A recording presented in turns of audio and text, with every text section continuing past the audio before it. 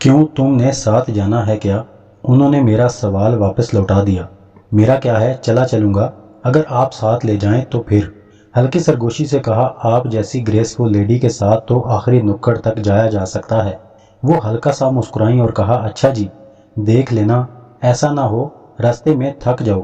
انہوں نے معنی خیز جملہ کہا، میں نے آپ بے فکر ہیں، ویسے بھی مجھے دنیا دیکھنے کا بہت شوق ہے اور بہت لگن بھی ہے۔ ان کی آنکھیں پھر چمکی۔ ہم دونوں کے درمیان اب ایک سنسنی والا میچ چل پڑا تھا۔ کسی بھی بال پر چھکا ہو سکتا تھا اور معمولی غلطی سے آؤٹ بھی ہو سکتا تھا، لیکن کیا کرتا، افریدی کی طرح کریز سے نکل کر کھیلنے کی عادت تھی۔ بتائیں نہ پھر، دکھائیں گے دنیا یا امید نہ رکھوں؟ وہ ہنسی اور کہا، دنیا کی تو بعد میں بات ہے، چلو تمہیں آج لاہور گھماتی ہوں۔ چلو تھوڑا سا کام ہے، کچھ چیزیں لینی ہے، جاؤ تیار ہو آؤ۔ میں اٹھا اور اوپر آ کر تیار ہوا۔ تھوڑی دیر بعد آنٹی بڑی سی چادر میں کمرے سے نکلی اور ہم دونوں گھر سے باہر آ گئے۔ سڑک سے رکشہ لیا اور آنٹی نے اسے کوئی ایڈریس بتایا۔ میں رکشہ سے باہر لاہور کی رونق دیکھنے لگ پڑا۔ آنٹی چونکہ تھوڑی گولو مولو تھیں، اسی لیے رکشے کی تنگ سیٹ پر ہم تقریباً ساتھ جوڑ کر بیٹھے تھے۔ اچانک میری نظر سامنے لگے لمبے شیشے پر پڑی۔ آنٹی شیشے میں میری طرف ہی دیکھ رہی تھی۔ ہماری نظریں ملیں۔ رکشے کے جھٹکوں سے بڑی چادر ہونے کے باوجود ادھر ادھر کھسک رہی تھی اور میرے اندر نشہ سا چھا رہا تھا۔ میں نے پوچھا، ہم کہاں جا رہے ہیں؟ وہ بولی، جنہوں نے گھومنا ہوتا ہے وہ پوچھتے نہیں، بس ساتھ چلتے ہیں۔ میں نے لوز بال دیکھ کر شاٹ ماری، تو پھر آپ مجھے گھمائیں گی نا؟ بس اب نو سوال۔ یہ لیں، ہم نے آپ کو ہاتھ پکڑا دیا، جدھر مرضی لے چلیں۔ میں نے ہاتھ آگے بڑھایا، تب ان کی قاتلانہ نگاہیں بہت چمکی اور انہوں نے کہا، ڈن، اور ہاتھ تھاما۔ اف، جیسے بخار تھا ان کو، گرم سا لمس۔ میں نے کہا، ارے آپ کو تو بخار ہے۔ وہ کہیں، نہیں یہ بخار نہیں، میرا خون بدلتے موسم میں تپ جاتا ہے، جس کی وجہ سے میں جونک لگواتی ہوں۔ ادھر ایک حکیم بابا ہے۔ میں حیران سا انہیں دیکھنے لگا۔ کچھ دیر بعد ہم ایک پرانی حویلی پہنچے، پاکستان بننے سے پہلے کی قدیم حویلی۔ حویلی کی تعمیر اچھی تھی، لیکن آج کل وہاں اجاڑ سما تھا۔ لگتا ہے رہائشی کو بنی بنائی حویلی مل گئی، لیکن اب پیسے نہیں کہ آرائش کروا سکے۔ آگے حال میں ایک 60-70 سالہ بابا بیٹھا ہوا تھا، جس کے پاس کچھ پرانی کتابیں، کچھ صفوف اور معجونوں والے پلاسٹک کے ڈبے پڑے تھے۔ برآمدے کے سامنے ایک کچا گڑھا تھا جس میں کیچڑ پانی مکس تھا اور ان میں کوئی چیز حرکت کر رہی تھی۔ اوف خدایا، وہ تو موٹی موٹی جونکیں تھی، عجیب سی لجلی جیسی سی۔ میں حیرت سے گم۔ آنٹی اس بابے کے ساتھ جانے کیا باتیں کرتی رہیں۔ کچھ دیر بعد وہ سنیاسی بابا اٹھا اور اس نے پاس رکھے چمٹے سے 6-7 جونکیں پکڑیں اور انہیں باہر نکال لیا۔ اتنی دیر میں آنٹی سامنے کھاٹ پر نیم دراز ہو چکی تھی۔ سنیاسی نے پاس جا کر جونکوں کو ٹرے میں رکھا اور ساتھ رکھی شیشی سے کوئی محلول نکالا۔ اس کے بعد میری حیرت گم ہو گئی جب اس نے آنٹی سے کہا، چلو شلوار اوپر کرو اور کمر سے شرٹ ہٹا دو۔ آنٹی نے فوراً اپنی شلوار کو اوپر گھٹنوں تک چڑھایا اور کمر سے شرٹ ہٹا دی۔ ان کا نرم و سفید جسم، ان کی ٹانگیں جن پر ایک بال بھی نہ تھا، لیکن مجھے حیرت ہو رہی تھی۔ سنیاسی نے پہلے لوشن لگایا ان کی ٹانگوں اور کمر پر اور پھر ان پر جونکیں چھوڑ دیں۔ جونکوں نے خون چوسنا شروع کیا اور آنٹی آنکھیں بند کیے، ہونٹ بند کیے برداشت کرتی رہیں۔ جونکیں لہو پی کر کافی پھول چکی تھیں۔ کچھ دیر بعد اس نے جونکیں اتار دیں اور آنٹی کو کوئی محلول پینے کو دیا، جس سے آنٹی کچھ بہتر ہوئیں۔ سنیاسی بولا، کتنا کہا ہے گرم چیزیں نہ کھایا کر یا گرمی نکالا کر۔ آنٹی کھسیا کر بولی، کیا کروں، مجھے ڈرائی فروٹ بہت پسند ہیں اور گرمی کیسے نکالوں؟ آنٹی نے میری طرف جھجک کر دیکھتے ہوئے کہا۔ سنیاسی کچھ نہ بولا۔ کچھ دیر بعد اس نے ایک شیشی میں محلول دیا اور کہا، یہ بعد میں لگا لینا، اور آنٹی اسے پیسے دے کر اٹھ گئیں۔ میرے اندر ہزاروں سوال تھے۔ باہر نکل کر آنٹی بولی، تم حیران ہوگے، سب بتا دوں گی، لیکن کچھ دیر بعد، چلو کچھ کھا پی لیں۔ آنٹی بلڈ نکلنے سے کچھ مرجھا چکی تھیں اور میرا سہارا لیے چل رہی تھیں، اور میں ان کے جسم کی گرمی کو پھر سے محسوس کر رہا تھا۔ کچھ دور آگے ایک VIP juice and ice cream corner تھا۔ آنٹی مجھے ساتھ لیے اسی کیفے میں چلی گئیں۔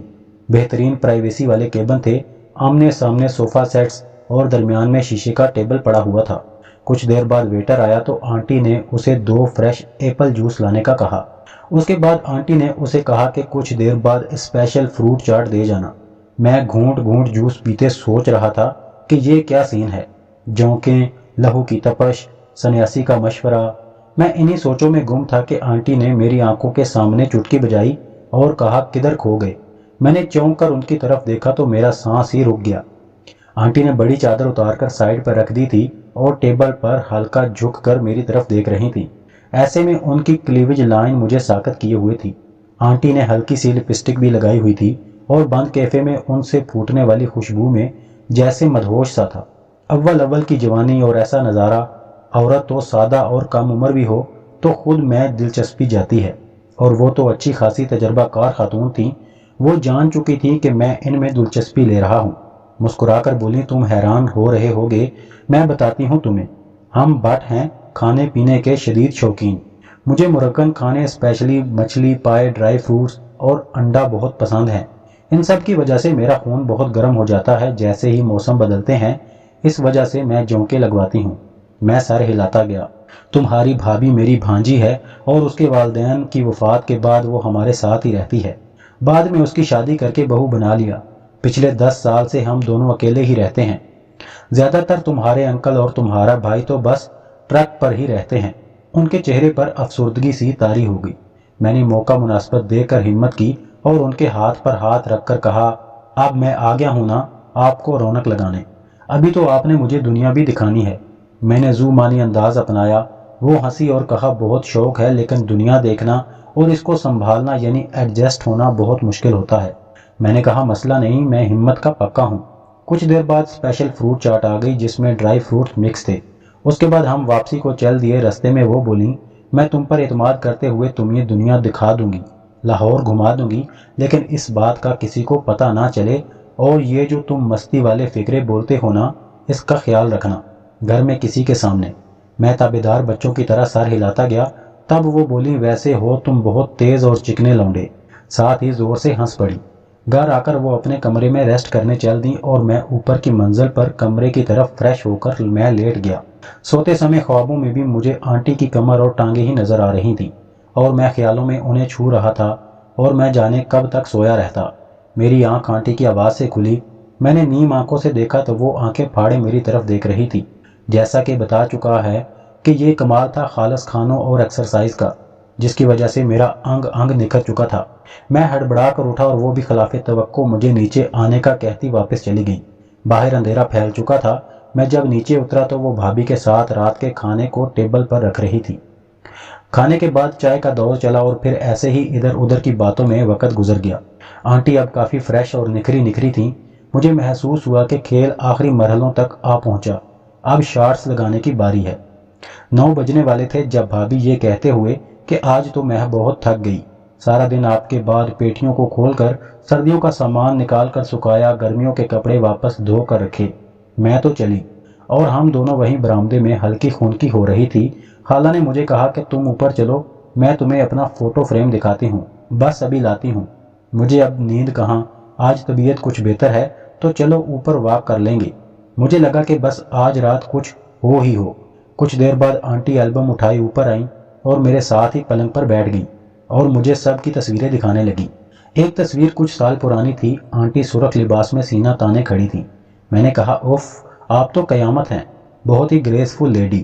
انہوں نے اچھا جی کہا اور آگے بڑھنے لگیں تو میں نے کہا 1 منٹ البم دیں۔ انہوں نے مجھے البم پکڑایا تو میں تصویریں پلٹتا ان کی تعریفیں کرتا جا رہا تھا، اور وہ بولی کہ اب تو بڈھی ہو گئی ہوں نا۔ میں نے کہا بالکل بھی نہیں، آپ تو اب صحیح نکھری ہیں۔ میں نے سنا ہے کہ عورت 30 کے بعد زیادہ سونی ہو جاتی ہے۔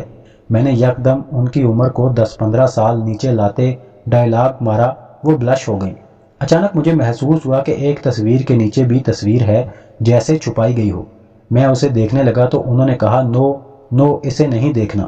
میں نے کہا کیوں جی، اسے کیوں نہیں دیکھنا؟ وہ تھوڑا سا جھجک کر بولیں بس کچھ تصویریں سب کو دکھانے والی نہیں ہوتی۔ اچھا جی، اب میں سب میں آ گیا۔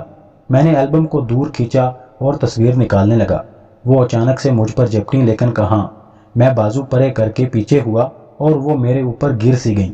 ادھر میں نے تصویر کھینچی اور جیسے میری آنکھیں پھٹ گئیں۔ تصویر میں آنٹی ایک نائٹی میں مبلوس تھیں، نائٹی کیا بس 2 کپڑوں کے چیتھڑے۔ اب وہ میرے اوپر گری ہوئی تھی۔ انہوں نے میری طرف دیکھا جیسے ایک سٹل سین ہو۔ میں نے کہا واو آنٹی آپ تو کمال ہیں۔ آنٹی کو جیسے ہوش سا آیا، وہ پیچھے ہٹیں اور کہا بدتمیز، میں نے تصویر پر نظر جمائی اور کہا اف 40 بتایا تھا نا، کیا مست ہے۔ میں نشیلے لہجے میں بولا، ایک عجیب کیفیت ہم دونوں پر طاری تھی۔ میں نے کہا میرا دل پتہ ہے کیا کر رہا ہے؟ انہوں نے سرگوشی سے کہا کیا؟ میں نے کہا میرا تو دل کر رہا ہے میں آپ کے حسین جسم کو چھو لوں۔ میری نظر تصویر پر جمی تھی تو انہوں نے اسی کیفیت میں کہا تصویر تمہارے ہاتھ میں ہے، چھو لو۔ میں نے کہا لو، اصل کے ہوتے نقل کو کون چھوتا ہے؟